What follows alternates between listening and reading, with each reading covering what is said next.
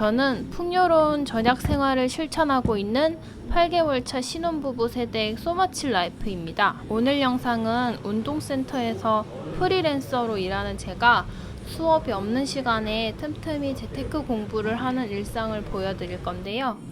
오늘은 이 영상에 맞춰서 저와 같은 삶을 살고 계시거나 혹은 결혼을 준비하면서 이렇게 알뜰히 살뜰히 잘 살아봐야겠다 라고 다짐하신 모든 분들에게 해드리고 싶었던 얘기를 좀 해볼까 해요. 앞으로 제가 하는 말은 지극히 제 개인적인 경험과 의견에서 우러나온 말이기에 어느 정도 걸러 들으셔도 좋다는 점 미리 숙지해 주셨으면 좋겠습니다.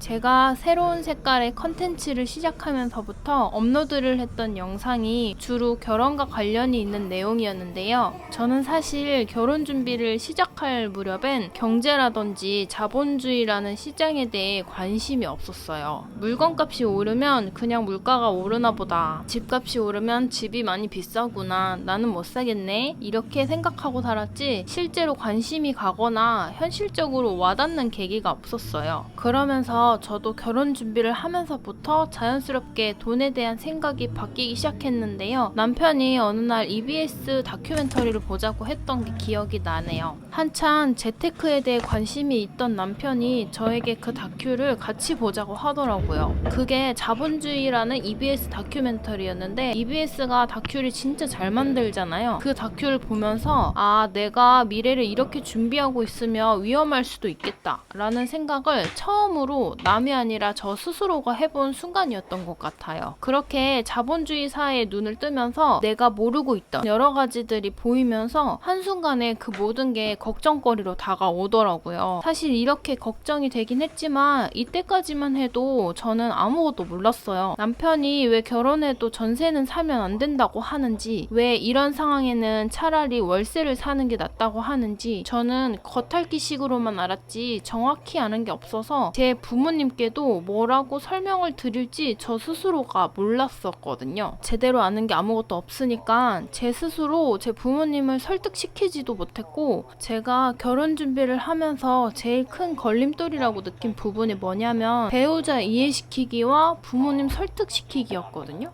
제 남편이 결혼 준비 초창기 때 이 두 가지를 다 해줬어요. 불명확한 경제관념을 가진 와이프를 끊임없이 이해시켰고, 힘들었지만 저희 부모님한테도 설명을 해줬어요. 저는 아까 말했듯이 조금 더 시간이 지나서야 돈이 무엇인지에 대한 생각을 다시 해보게 됐는데, 남편이 했던 말들에 하나둘씩 공감하게 되고, 그러면서 이제는 제 부모님에게 그런 얘기를 제가 직접 할 수 있게 됐어요. 이런 경제관념 문제나 결혼과 관련이 있던 없던 서로 다른 생각으로 인해 부모님과 싸우거나 멀어질 것 같아 하시는 분들이 많으실 거예요. 사실 이 문제는 본인이 지금까지 했던 어떤 시도와 노력보다 더 많이 시도하고 더 많이 노력하면 된다고 생각해요. 부모님이랑 얘기하기가 힘들죠. 답답하고 설득시켜야 하고 막 짜증도 나고 화도 나실 거지만 더 시간을 들여서 말하고 안 돼도 또 얘기하고 계속 설득하고 대화하고 해야지 너무 금방 포기해버리면 안 되는 것 같아요. 본인이 자신 있는 모습을 보여주면 부모님도 속상하고 걱정하시겠지만 한편으로는 믿어주시더라고요. 그리고 이런 대화나 설득하는 과정은 내 남편 될 사람의 몫도 아니고 내 아내가 될 사람의 몫도 아니라고 생각해요. 내가 손발 걷고 나서서 해야지 너는 왜 그래? 너는 왜 안 해줘? 나는 이만큼 해줬는데 넌 뭐야? 라고 생각하면 안 돼요. 상대방에게 뭘 바라기 시작하면 그건 싸움의 시작이에요. 내 몫이라 생각하고 내가 하시는 게 좋습니다. 그리고 저는 제 의견을 완전 확고하게 주장할 수 있는 그런 자기 주장이라는 게 결혼하고 나서 더 강하게 생긴 편이에요. 마음가짐이나 생각하는 방법 자체가 결혼하고 나서 많이 달라졌거든요. 결혼 준비 아직 하기 전에 주변에다가 나 결혼한다고 하면 열의 아홉은 너무 젊은데 왜 이렇게 빨리 하려고 하냐, 더 돈 많고 더 성격 좋고 더 좋은 사람 만날 수 있는 있는데 아깝다, 더 즐기다가도 안 늦는다 같은 말을 진짜 많이 들었거든요. 그때는 그런 말에 제가 많이 흔들렸었어요. 왜 흔들렸냐면 제 미래와 신념에 대한 믿음이 너무 약했거든요. 나도 나를 100% 믿지 못했던 거예요. 그래서 부모님이 하는 말이나 주변 얘기에 갈대처럼 흔들렸어요. 나를 믿기 위해서는 어떤 목표가 있고 그 목표가 얼마나 뚜렷한지도 중요하고, 그래서 내가 뭘 해야 하는지를 정확히 알고 있으면 내가 가는 방향이 딱 정해지잖아요. 그러면 당연히 흔들리지 않았을 텐데 그때 저는 나도 힘들게 했고 남편도 힘들게 했었어요. 부모님은 다른 말보다는 결혼하는데 신혼집이라도 전세 구해서 이사 가는 게 어떠냐고 계속 얘기하셨거든요. 저는 남편이랑 결혼하면 이사 안 가고 제가 혼자 살던 이 투룸 전셋집에서 둘이 같이 살 거라고 했던 상황이었고요. 재테크 공부하고 있던 남편이 왜 신혼집을 전세로 새로 구해서 가면 안 되는지 저한테 설명을 해줬었는데 그때는 아 그렇구나 했지만 사실 우리가 잘할 수 있을 거라고 진심으로 다 믿지 못했던 거예요. 그래서 뒤돌아서 다른 사람 말 들으면 그 말에 또 흔들리고 그랬어요. 여러분들 장단컨대 결혼하실 거면 빨리 하실수록 좋고요. 신혼집다운 신혼집에서 산다 라는 말은 다 선입견이에요. 그건 주변에서 나를 어떻게 볼까 신경 쓰여서 이런 고민을 하는 거라고 생각해요. 만약에 여기서 혹시나 왜 신혼집다운 전세를 살면 안 되는지 잘 모르겠다, 궁금하다 하는 분들은 부일남 채널에 가셔서 전세 살지 말라는 영상을 한번 보시면 좋을 것 같아요. 그리고 저희 부부는 결혼 반지도 안 맞췄어요. 결혼 반지를 시아버님께서 꼭 하라고 하셨었는데 누군가는 반지라는 거에 큰 의미가 있다고 생각할 수도 있지만 누군가에겐 아무 의미가 없을 수도 있고, 신혼인데 신혼 분위기 나게 작은 신혼집이라도 구해서 살아야지 하는 것도 누군가의 생각일 뿐이지 내가 괜찮으면 여자친구 집에 들어가서 살던 남자친구 자취방에 들어가서 살던 그게 무슨 걸림돌이 될까요? 집 없어서 결혼을 못 하겠다는 말이 내가 돈은 진짜 많이 있는데 한국에 집이 너무 부족해서 플렉스를 하고 싶어도 못 한다는 게 아니라 돈이 이만큼밖에 없는데 적어도 이런 신혼집에서는 살아야 하는 거 아닌가? 라는 게 문제인 거죠. 집값이 너무 비싸서 당장 집을 구할 수가 없으면 돈을 더 잘 벌 수 있는 궁리를 하시고 어떻게 하면 되는지 공부하시고 책도 읽으시고 그리고 실천하시면 답은 쉽게 나오는 것 같아요. 지금도 주변에서 가끔 물어보세요. 그렇게 악착같이 사는 거 힘들지 않냐고. 저는 사실 그렇게 힘들진 않아요. 새로운 목표가 생겼고 그걸 내가 스스로 정했고 그 목표를 향해 갈 수 있다는 게 정말 감사하고 좋아요. 고되고 힘든 과정일 수는 있겠지만 그런 면 말고 행복하고 감사해야 하는 순간들도 얼마나 많은데요. 내가 무엇에 집중할 거냐, 그 선택에 따라 내 삶이 달라지잖아요. 나는 매일 뭘 사고 싶어도 참아야 하고 힘들어도 꾸역꾸역 해야만 해. 그렇게 생각하고 살면 하루하루가 더 버겁게 느껴질 수밖에 없어요. 그런 생각 말고 이렇게 한번 해보세요. 아침에 눈을 뜨고 일어나면서부터 오늘도 즐거운 하루를 보내봐야지 라고 말하면서 시작해보세요. 말을 못하겠으면 머릿속으로 계속 되뇌면서 외출 준비를 해보세요. 어떻게 재미지게 보낼까? 오늘도 요만큼만 더 성장하고 돌아와야지. 오늘도 내 힘으로 무사히 출근할 수 있어서 참 다행이다. 햇살이 나를 충전해주는 느낌이 들어서 행복해. 밖에 완전 더운데 이런 시원한 곳에서 일할 수 있어서 감사하다. 보기 싫은 사람도 있지만 나랑 대화가 잘 통하는 동료들이 많아서 참 좋다. 꼴 보기 싫은 저 사람을 만날 수밖에 없으면 저 사람은 왜 저럴까 하고 내 기분 나빠져서 끝나는 게 아니라 저런 말은